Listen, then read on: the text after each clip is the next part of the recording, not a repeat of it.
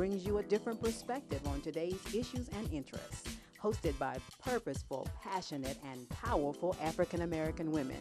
Now, here's your main host, legendary journalist, Dr. Barbara Reynolds. Welcome to The Point. While recent pundits and polls focus on race in the lens of black and white, not much is said about the tensions between African Americans and Hispanics. And that is a hot-button issue in the current race for the White House. Several polls are showing that Hispanic voters are lukewarm in their support for black candidates in national elections. When you see how Senator Hillary Clinton beat Senator Barack Obama in Texas, California, and Nevada with the help of the Latino vote, that statement rings true. A closer look shows that Hispanics have a stronger affinity for whites than blacks, and there are deep tensions between the two groups as more Hispanics pour into neighborhoods that used to be populated by blacks. Fueling this tension is the perception that Hispanics and other immigrants are taking low-skilled jobs that used to be held by African Americans. In addition, there is the fight for resources to educate students who don't speak English, which drains budgets benefiting African Americans. And just as black communities have finally driven out black gangs, Hispanic gangs are replacing them with violent crimes escalating. It is only fair to ask, are African Americans who lead civil rights groups reaching out to help Hispanic causes? Are we fighting unfair immigration laws? Does the drive to lax immigration rules help us or hurt us? Could we get more support from Hispanics if we were more supportive of them? In the long run, are the African American and Hispanic communities going to be manipulated by the old rules of divide and conquer? Here to help sort out these issues are our panelists, Unita Winkie, Ella Coleman, and Clarissa Martinez, Director of Immigration and National Campaigns for the National Council of La Raza.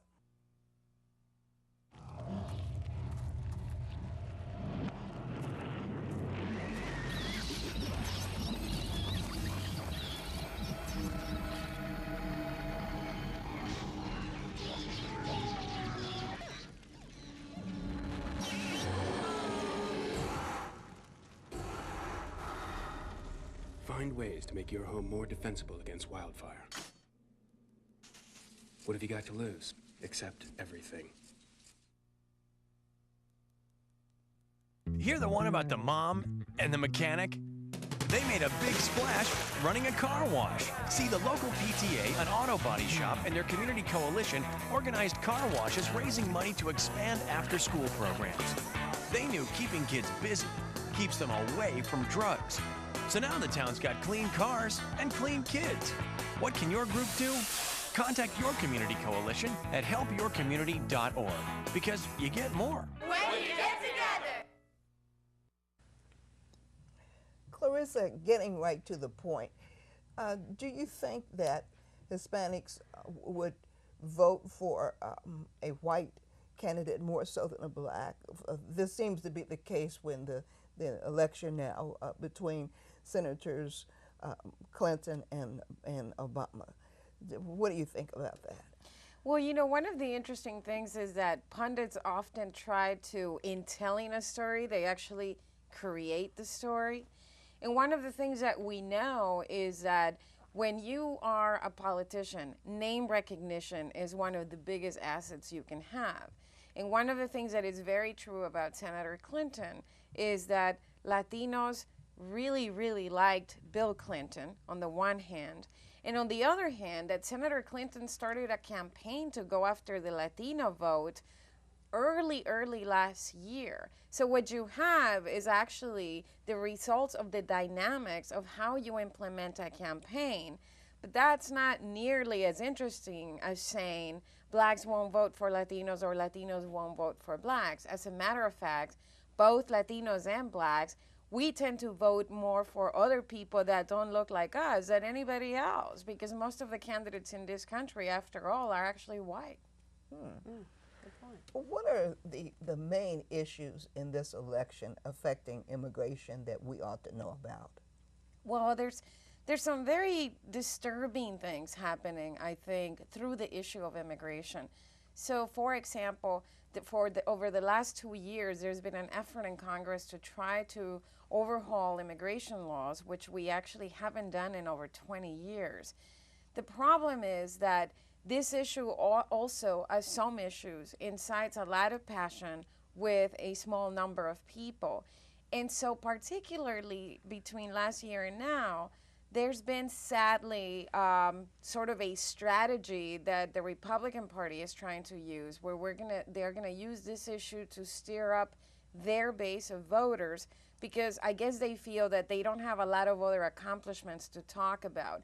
So they're gonna use the immigration issue to try to create some interest in their base to turn out on the elections. And the problem is that by politicizing the issue, we're actually not solving it on the one hand, and it's actually not working for them, by the way. In 2006 and 2007, and in the presidential election, they try to use immigration to antagonize one voter against another candidate. It hasn't worked, but what it is doing is that it's really creating an environment of intolerance and antagonism against Latinos in general, not just immigrants. And at the same time, it's actually energizing Latino voters to come out in greater numbers to the poll because of that situation. Who do you think you're going to vote for, though? Who am I going to vote who for? do you think Latinos are mostly going to vote for, the Republicans or Democrats? Well, it's going to be interesting.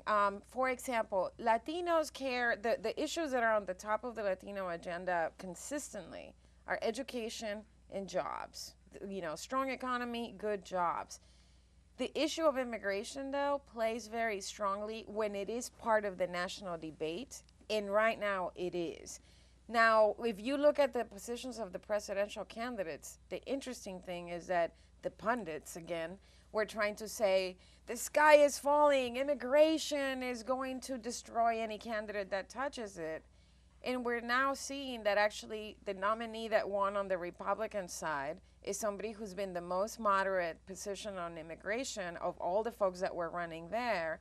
And on the Democratic side, Obama and Clinton actually have very progressive positions on immigration, particularly Mr. Obama.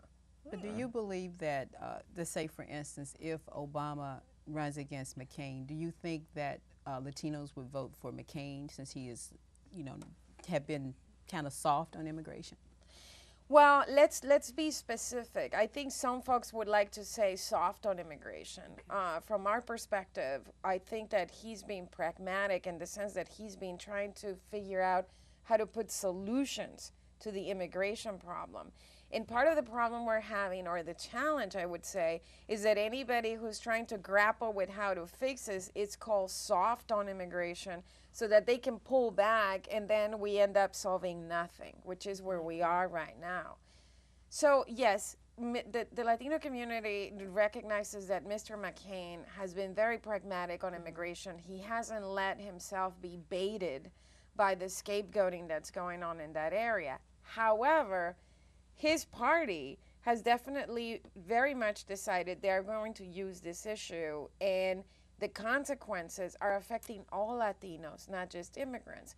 So Mr. McCain right now has a problem with what his party's doing on the one hand, but the other issue is that he's also retracted his position.